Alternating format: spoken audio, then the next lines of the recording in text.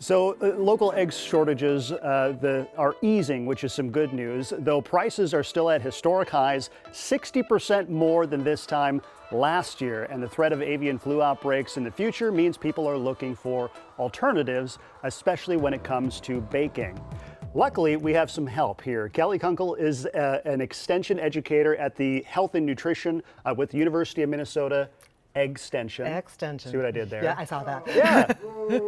Boo hiss from Bobby. Welcome to the show. Thank you so much for having me today. So we know the price of eggs are crazy, but thankfully chefs have lots of different substitutes, Absolutely. right? And some of them are right in your home. Excellent. So that is an excellent way to think about, oh, what can I do to replace those eggs? So first off, what do eggs do for us when it comes to baking? In baking, eggs are very versatile, and so they can actually help to leaven a product, so make it higher, expand it. They can help to bind the product, and then it helps to make a product more moist. Okay, so that's three things in one product. So in one thing. It can be a little tricky to replace all those, but there are things that we can do, right? Yes. What do you have over here? All right. Over here we have a lot of different products. We've got ripe bananas. We have unsweetened applesauce. We have chia seed and flaxseed.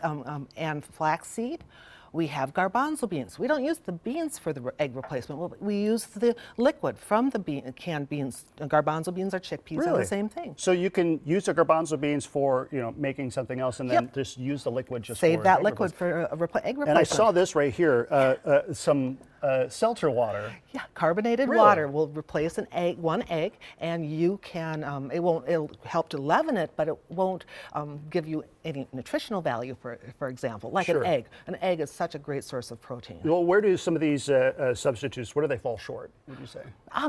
If you're thinking about replacing an egg is almost perfect for the product. And so if you're thinking the product's going to taste the same way, you might be a little bit disappointed, or you might find a new way of making that product. And that's the way you're going to always do it. So. And you brought us some delicious treats here as well. You brought peanut butter bread. Peanut butter bread. Which looks fantastic. And we're going to make some right now. Absolutely. Let's get to it. And our recipe comes from Real Life Good Food. That's our website that is on our extension homepage, extension.umn.edu. And it also shows we're all about the egg replacements as well. Awesome. So are we ready? Yeah, let's do it. All right, we're going to start with the wet ingredients. So we're going to start with some milk here. Okay. And then if you want to grab the applesauce. This is the egg replacer right here. That is the egg replacer right there. And that's going to give us some moisture. Anything else? And it's going to help to leaven, and it's going to help to bind. So this is a 3-in-1. And I love the way you can get them in a little cup like that. That is one egg, if you want to think about it. Half a cup. It's that makes one sense. egg. And then we're going to put our peanut butter in. All right. Here we go. And what I like to do with the peanut butter or honey or anything that's sticky like this is I'll put a little cooking spray at the in it first before I start to. You let me know when I can start whisking. Okay, you start whisking right now. Perfect. Now about the cups, you're paying for the convenience. Yeah. So if you bought a large jar of applesauce, say, it'll be probably the same price as that 6-pack of individual cups. But can I use a large jar all at once? It takes about 7 to 10 days. You gotta really enjoy You applesauce, really got to enjoy. or have young kids, right? Yes, 7 to 10 days is about the limit in refrigerated. However, you can freeze it. And it's good. Great. And my advice is to put it into a ice tray and freeze it that way. That makes sense. Now, we don't have an hour to bake this. I know. So let's go. I'm trying. Okay, so while you're doing that, I'm going to mix the dry.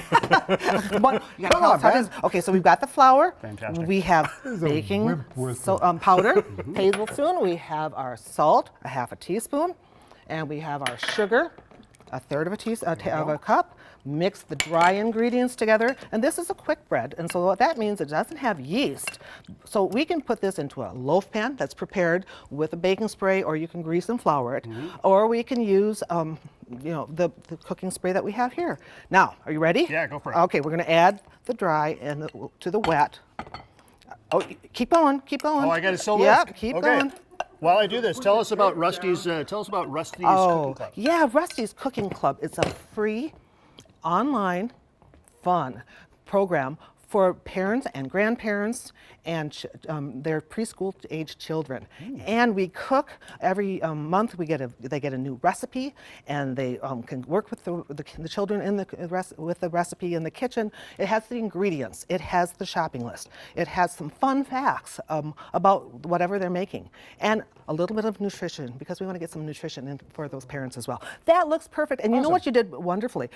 With a quick bread, you don't want to overmix it. So those lumps are what we want to see. All right, cool. That goes in the pan, that goes in the oven. And with the magic of television, it's completed. And this is fantastic. Oh, wonderful. Kelly, thanks so much. Thank you. This is awesome. So for more information on egg-free baking, you can check out the U of M Extension website. We have a link and the peanut butter bread recipe at carol11.com. Come on, try Awesome stuff. You can also text the word recipe 763-797-7215. You'll get a link to the recipes page. These guys are going to taste this stuff, and we'll be right back.